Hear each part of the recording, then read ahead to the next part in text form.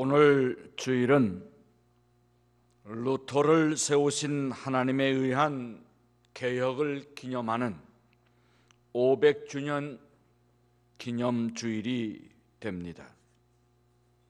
한면으로 생각하면 루터에 의하여서 시작된 개혁은 완성된 것은 아니고 500년 동안 지속되어 왔다 할 것인데, 오늘 마침 그 500주년을 기념하는 주일에 저희들이 하나님 앞에 예배를 드리는 예배자로 하나님의 부르심 안에 있게 되었다는 것은 축복이라고 생각을 합니다.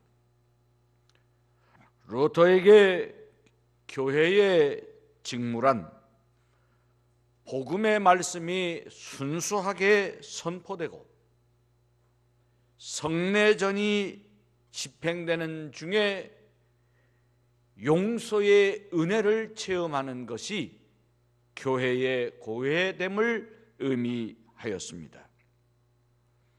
루터식으로 말한다면 교회는 죄인을 만드는 곳이 아니라 죄를 용서하는 곳이라 하는 신앙의 고백이 그곳에는 있습니다.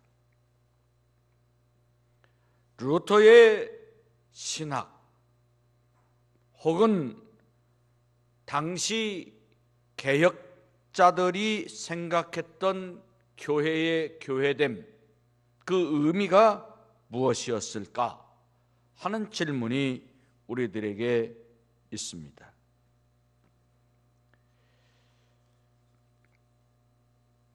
제가 수십 년 동안 제 방에 걸어놓고 틈틈이 바라다 보면서 스스로를 생각하고 하나님을 향한 기도가 없을 수 없었던 그림을 여러분에게 잠깐 보여드리겠습니다. 이거 제가 가지고 있는 이 그림인데, 화면에 나오니까 여러분 아마 얼비쳐서 잘 안 보이실 수도 있어서 화면을 가지고 말씀을 드리겠습니다.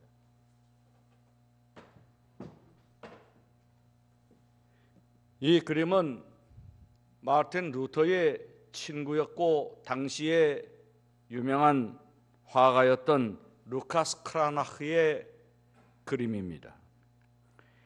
이것은 1547년에 제작된 그림인데, 비텐베르크 시의회에 있는 교회에 그려져 있는 4개의 종교개혁 제도나 중에 그 제도나의 밑부분에 그려져 있는 그림이 됩니다. 이 그림을 보시면 설교하는 설교단 위에 있는 사람은 루터입니다. 그리고 비텐베르크 시의 그 교회 교인들이 지금 저렇게 예배를 드리고 있습니다. 그때 당시에는 의자가 없이 서서 예배를 드렸습니다. 예수 그리스도를 가르치고 있는 그 루터의 가르침 속에 개혁의 정신이 담겨져 있습니다. 재미있는 것은 다들 설교한 루터를 보는 게 아니라 예수 그리스도를 보고 있다고 하는 것입니다. 오늘날 우리가 교회 구조상 이렇게 서서 말씀을 나눠서 목사를 보고 설교자를 보는 것처럼 되어 있지만은 사실 설교자를 보면 안 됩니다. 예수 그리스도를 보아야 합니다. 바로 이게 지금 루터가 하는 얘기입니다. 그런데 저 손을 보면은 한 손은 루터가 예수 그리스도를 가리키고 있고요, 오른손은 예수 그리스도를 가리키는 겁니다. 왼손은 성경 위에 올려놓고 있습니다. 성경의 말씀으로써 그리스도를 증언한다는 의미입니다. 그래서 그 사람들이 있는데 저 앞에 보면은 그 빨간 옷 입은 애가 루터 아들 한스입니다. 그리고 그 한스 데리고 있는 그 두건 쓴 여자가 루터의 그 유명한 부인입니다. 보라라고 하는 부인이죠. 근데 이제 그림을 자세히 보면 예나 지금이나 마찬가지로 딴짓하는 사람이 두 사람 있습니다. 예나 지금이나 그건 뭐 세계 인류 공통인 것 같아요. 그렇지만 대부분은 다 예수 그리스도를 바라보고 있습니다. 그리고 루카스 크라나흐가 예수님의 저 세마포를 이렇게 휘날리는 것처럼 그리지 않았습니까? 그 휘날리는 것처럼 그린 이유는 십자가의 예수 그리스도께서 승천하시고 부활하시는 것을 상징하는 것입니다. 그렇게 함으로써 루터 신학의 요체를 이 크라나흐가 그림으로 그렸다고 이렇게 말씀드릴 수가 있습니다. 초대교회 이후에 교회가 제도화되는 과정에서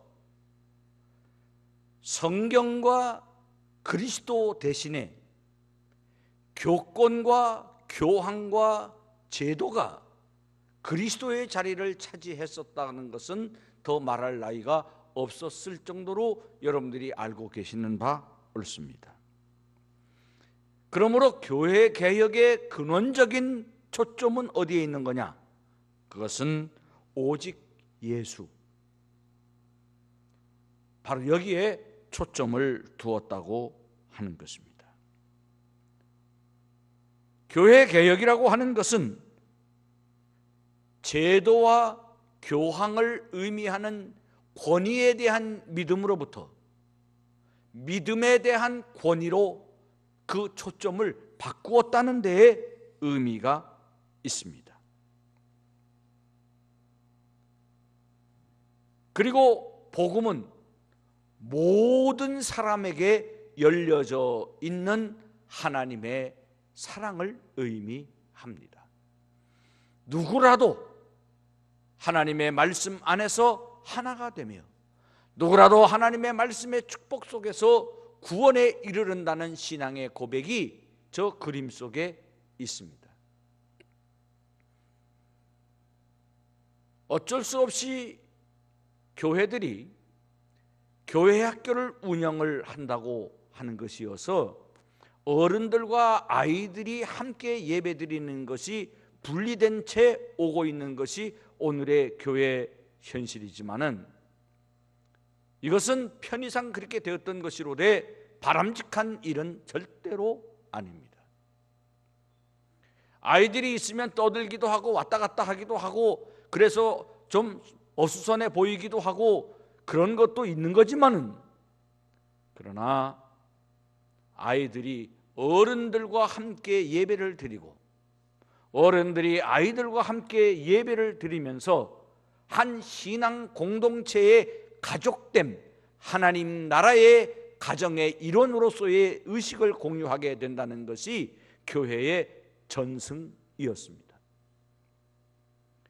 오늘날 교회마다 성장주의적인 이유로 해서 젊은이 교회, 청년 교회 해가지고 청년들 모임을 따로 만들고 있고 청년 예배를 따로 만드는 것이 대단한 교회의 개혁이나 되는 것처럼 하고 있는 것은 통탄하지 않을 수 없는 현실이라고 생각하고 있는 것입니다. 어떤 경우에 보면 젊은이 교회에 나오는 아이들은 그 교회 장로님들과의 관계가 없습니다. 권사님하고의 관계가 없습니다. 담임 목사도 잘 모릅니다. 그러고도 아무데 교회 교인이며 아무데 교회에 다니고 있다고 하는 것은 교회 안에 또 다른 하나의 교회를 만들어 놓고 있는 것으로서 차라리 그럴 거면 교회를 개척해 주는 게 낫을 정도로 오늘의 교회가 정말 깊이 생각해야 될 그런 현실을 우리가 목격하고 있는 것입니다. 교회라는 데가 뭐 하는 데냐? 종교개혁자를 탐방할 때 비텐베르그는 꼭 가는데 웬일인지 가이드도 그렇고 또 종교개혁지를 탐방하는 사람도 그런 곳이 있는지조차도 잘 모르는 그런 도시 하나가 토르가우라고 하는 도시입니다. 이 토르가우라는 도시에는 꼭 가봐야 될 곳이 있다고도 말씀드릴 수가 있습니다. 이 토르가우 도시 안에 토르가우 교회가 있는데, 이 토르가우라고 하는 도시는 루터의 신앙 고백문 중에 가장 뛰어난 신앙 고백문으로 중요하게 여겨지는 아우그스부르크 신앙 고백 선언문을 만든 곳이기도 하고, 바로 거기서 루터와 멜라니톤과 프겐하켄과 요나스가 더불어서 토르가우 신조라고 하는 신앙 고백문을 또 만든 곳이기도 합니다. 이곳은 1552년에 루터의 부인인 카타리나 본 보라가 임종한 지역이기도 하고, 이 토르가우시 안에 있는 토르가우 성체교회는 기독교 최초의 교회가 그곳에 있기 때문에 중요합니다. 비텐베르그에 있는 그 교회는 카톨릭 교회로서 루터가 95개 조를 문에다가 써 붙였다는 의미에서 중요한 곳이라면, 기독교 개신교 종교개혁 이후에 지금 우리가 기독교라고 부르는 프로테스탄트라고 부르는 최초의 교회 예배당이 바로 이 토르가우 성체교회라고 할 수 있는데, 설계 및 그 모든 구조와 장식물은 루터에 의해서 관여되었습니다. 바로 거기에 루터의 신학이 있고 프로테스탄트의 신앙 고백이 있습니다. 조각 하나도 뜻없이 하지 않고 조각 하나도 다 의미를 가지고 그렇게 종교개혁의 의미를 거기에다가 기록해 둔 곳이 바로 토르가우 성체교회입니다. 이 교회는 루터가 죽기 2년 전인 1544년에 10월 4일 개장을 하면서 문을 열면서 봉헌을 하게 되면서 거기에서 루터가 최초로 설교를 했다고 하는 그런 곳인데, 거기에 이런 설교단에 조각이 되어 있습니다. 조각 그림이 있는데 바로 그 설교단에 있는 조각 그림이 바로 저건데, 지금 보시게 되는 저 그림의 이렇게 왼쪽 편으로 보시게 되는 이 그림에 보면 이렇게 땅에다가 뭘 쓰고 있는 분이 예수님이고, 그 뒤에 사람들이 서 있고, 그리고 이렇게 조각이 돼 있는데, 저게 바로 그 유명한 간음한 여인을 현장에서 붙잡은 사람들이 예수님에게 데리고 왔을 때 예수님이 이렇게 땅에다가 뭔가 쓰시는 처럼 이렇게 하다가 결국은 너희 중에 죄 없는 자가 먼저 돌로 치라고 했던 요한복음 8장을 기록한 것입니다. 그걸 조각한 건데, 그 조각을 한 이유가 뭔가 하면, 루터가 저걸 조각하라고 했던 이유는 교회는 용서하는 곳이다 라는 것입니다. 교회의 교회됨의 1차적인 과제는 어디에 있냐? 용서하는 데 있는 거다. 죄인을 용서하는 것이 기독교 신앙의 요체다, 이렇게 말씀하고자 한 의미가 거기에 있습니다. 두 번째, 그 옆에 저 그림은, 저 조각 자체가 이렇게 잘 안 보이실 수도 있지만은 설명해 드리면, 예수님이 12살 때 성전에 가셨을 때 성전에 가서 랍비들과 대화하는 장면을 조각해 놓은 것입니다.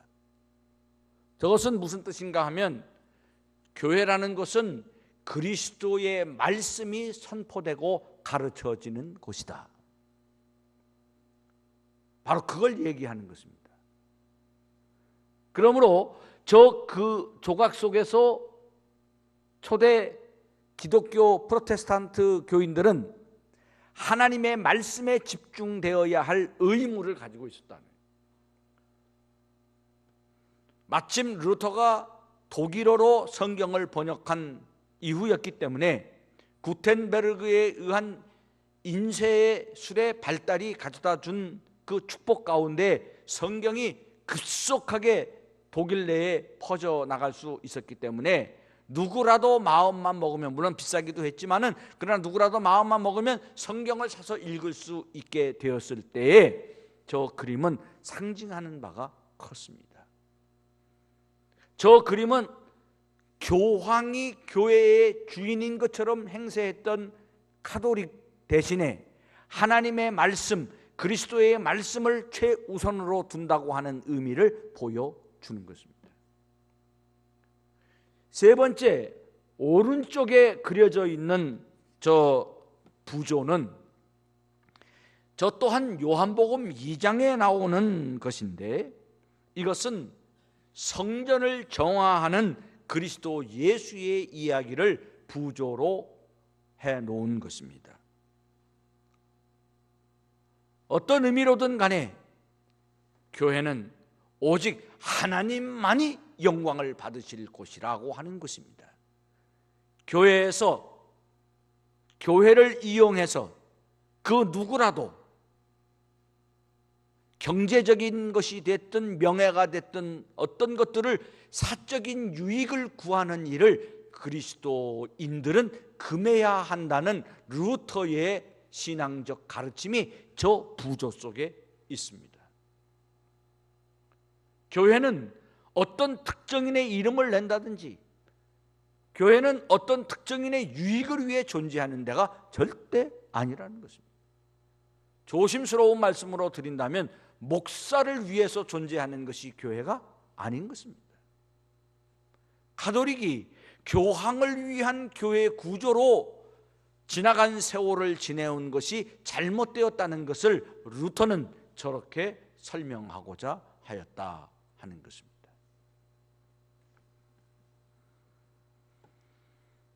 우리는 다윗에 의한 시편 23편을 읽어가고 있습니다. 하나님은 결과적으로는 하나님의 사람들을 은유적인 표현의 방식으로 말씀하고 있는 바대로 말한다면 아버지의 집으로 인도하고 계십니다. 그런데 때로 이 분명한 아버지의 집으로 가고 있는 신앙의 여정이 사망의 음침한 골짜기를 지나게 되는 경우가 있을 수 있다는 것을 설명하고 있습니다.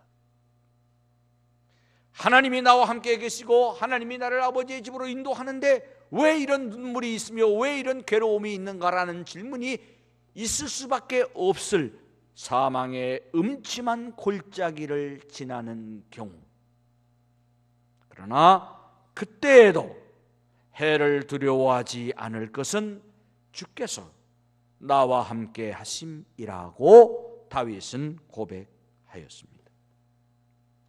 루터식으로 말한다면 하나님의 나라와 그 의를 위한 신앙의 여정 속에 그 하나님을 기쁘시게 하고 하나님의 영광으로 가득할 사명의 길 속에 어쩌자고 사망의 음침한 골짜기 같은 고통의 시간들을 보내게 되었느냐고 하는 것이냐 하는 것입니다만은, 그러나 그 과정 속에도 주께서 루터와 함께 하신다는 것을 우리는 고백하게 되었습니다.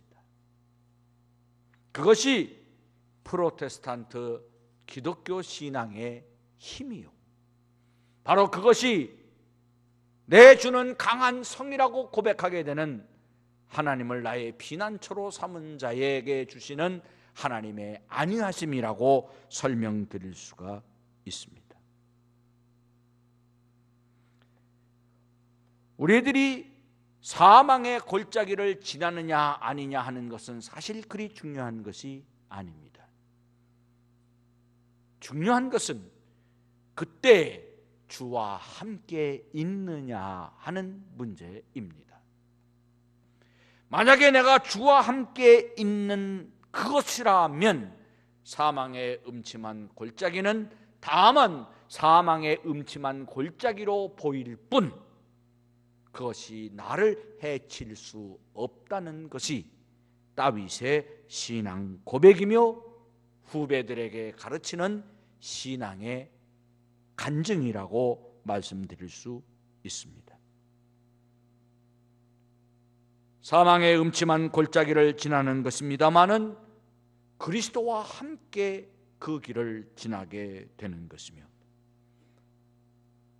신약성경적인 표현의 의미로 말한다면 성령님의 가호하심을 따르는 신앙인의 발걸음 속에 하나님의 위로와 격려가 있을 수 있다 하는 것을 우리는 믿어야 할 것입니다. 루터는 성경을 애독하고 애호하였습니다. 솔라 스크립투라, 오직 성경으로만, 오직 하나님의 말씀으로만 개혁의 초점을 삼고 지침을 삼는다는 루터의, 그리고 칼빈 이후의 모든 종교 개혁자들의 신앙의 고백은 교회란 어떤 건물이나 장소를 의미하는 것은 아니라는 것을 분명히 하였습니다.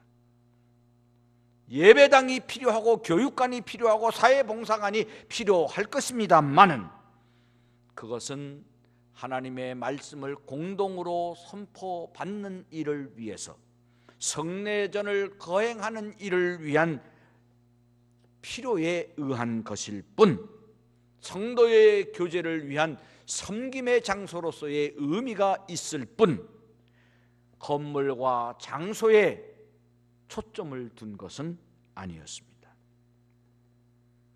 교회의 교회됨이란 교회 예배당의 크기에 좌우되는 것이 아니라 모이는 교인들의 숫자에 의해서 분별되는 것이 아니라 하는, 바로 여기에 개혁 정신의 초점이 있습니다.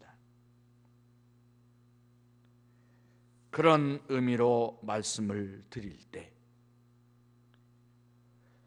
우리는 루터의 개혁 500년을 지금 기억하면서 루터 개혁 500주년의 기념주의를 지키는데, 이 개혁의 의미는 주님이 다시 오실 때까지 계속되어야 할 것입니다. 개혁은 완결될 수 없으며 완결될 수 없는 것이 당연한 그 개혁의 과정 속에 우리는 그 개혁을 위한 발걸음이 필요할 것인데, 어쩌면 그 개혁의 발걸음 자체가 사망의 음침한 골짜기를 지나는 것 같은 비난과 공격으로부터 우리 자신을 어려움에 처하게 할지도 모른다는 것이 전제되어 있습니다.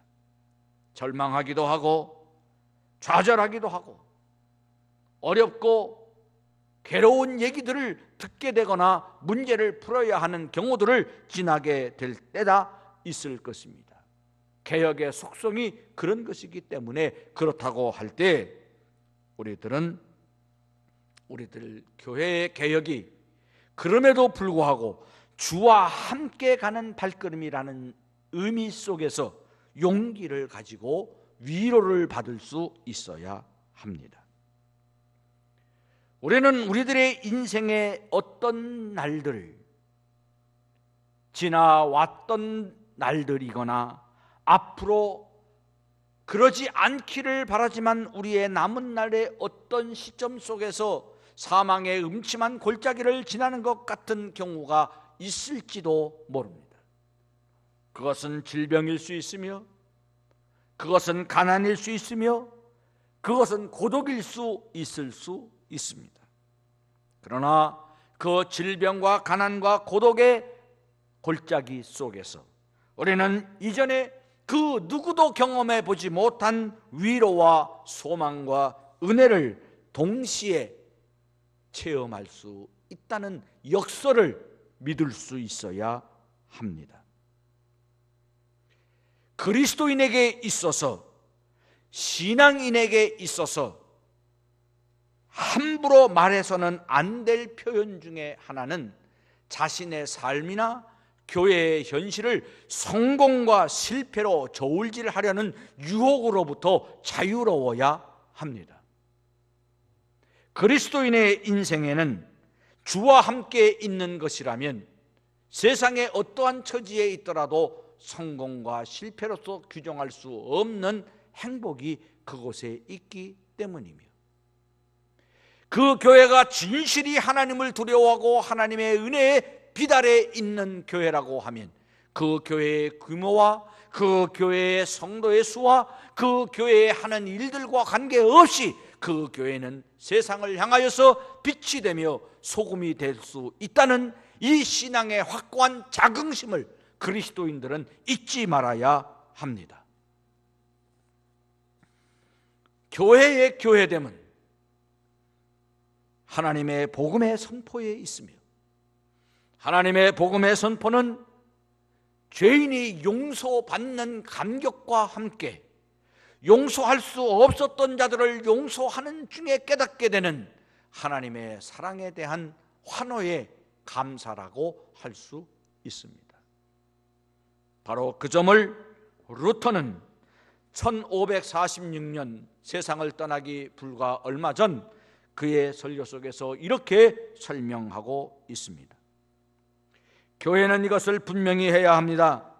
바로 이곳에서 우리의 양심은 죄 용서의 말씀과 표징을 통해 매일 위로받고 회복되어야 합니다. 이 일은 우리가 살아있는 한 계속되어야 합니다. 비록 우리가 죄에 사로잡혀 있지만 성령은 우리를 상하지 않도록 보호하십니다.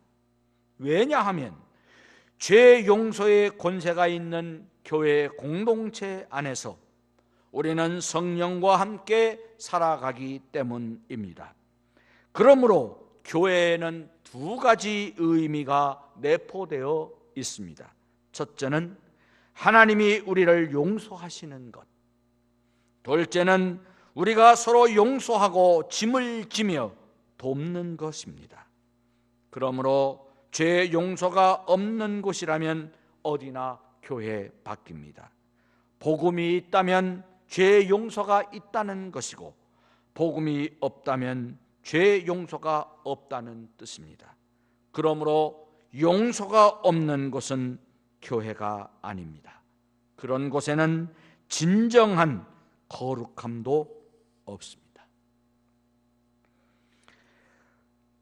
다윗은 사망의 음침한 골짜기를 지나는 그 어간에 주께서 나와 함께 하시는 표징으로서 주의 지팡이와 막대기가 나를 안위하신다고 간증하였습니다. 오늘의 시대뿐이겠습니까? 지나간 세월 속에 하나님은 여전히 하나님의 교회를, 하나님의 자녀들을 주의 지팡이와 막대기로 안위하고 계십니다. 오늘의 교회 그리스도인들을 위해 하나님의 지팡이와 막대기는 무엇일까요? 루터가 강조하고자 했던 것은 무엇이었을까요? 루터가 우리에게 전승시켜 주고자 했던 신앙의 지팡이와 막대기는 무엇이었을까요? 그것은 말씀과 기도입니다. 하나님의 말씀이 선포됨으로써 교회는 교회되며, 하나님의 말씀의 은혜 안에 그리스도인은 그리스도인입니다. 하나님을 향한 기도가 있어서 그리스도인은 하나님의 자녀임을 고백하며, 하나님은 기도를 통해서 그의 하나님의 자녀된 성도들을 축복하여 주십니다. 마침 우리 대신교회는 창립 60주년을 맞이하고 있으며, 루터의 개혁은 500주년을 맞이하여 오늘에 이르고 있습니다. 주의 지팡이와 막대기가 아니하시는 신앙의 걸음 속에 대신교회가 있고 이 땅에 교회가 있을진데 말씀과 기도로 거듭난 신앙인으로서 빛과 소금의 역할에 감사와 기쁨이 더하는 하나님의 은총을 우리는 간증할 수 있어야 될 줄로 믿습니다. 하나님 앞에서 여러분 한 분 한 분이 신앙의 여정 속에서 주의 지팡이와 막대기가 아니하시는 데서 오는 위로와 격려로서 힘을 얻고 소망을 가진 믿음의 발걸음에서 주님에게 칭찬받는 하나님의 사람들이 되시기를 주의 이름으로 축원합니다.